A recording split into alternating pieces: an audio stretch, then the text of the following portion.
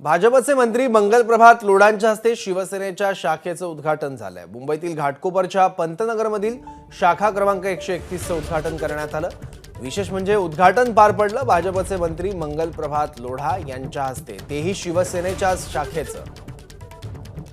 आणखी माहिती याबद्दल घेऊयात, आपले प्रतिनिधी प्रशांत बढे आता आपल्या सोबत आहेत। प्रशांत, शाखा शिवसेनेची, मग उद्घाटन भाजपचे नेते मंगलप्रभात लोढा यांच्या हस्ते कसं?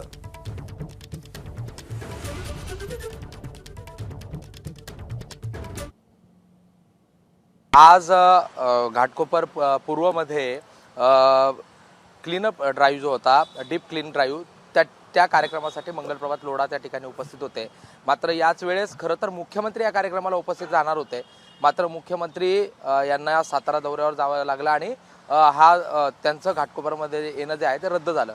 मात्र त्या ठिकाणी भाजपचे मंत्री, पालकमंत्री मुंबई उपनगरचे मंगलप्रभात लोढा असतील, भाजपचे आमदार पराग शहा असतील, यांच्या उपस्थितीमध्ये तिथल्या शिवसेना शिंदे गटाची जी शाखा आहे 131 क्रमांकाची, तिचं उद्घाटन पार पडलेलं आहे।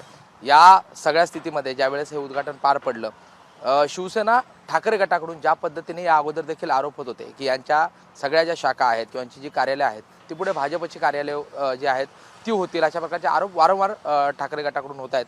अशा स्थितीमध्ये खरं तर शिवसेना शिंदे गटाकडून त्यांचा कोणत्या तरी मोठ्या नेत्याकडून, म्हणजे मुख्यमंत्री जरी उपस्थित नसले तरी इतर कोणत्या नेत्याकडून हे उद्घाटन होणं जे आहे ते अपेक्षित होतं। मात्र अशा वेळेस मंगलप्रभात लोढा यांनी या शाखेचं उद्घाटन केल्यामुळे खरं तर राजकीय वर्तुळात एक चर्चा रंगताना दिसून येते। सौरभ, बरोबर। प्रशांत, धन्यवाद या माहितीबद्दल। एबीपी माझा, उघडा डोळे बघा नीट।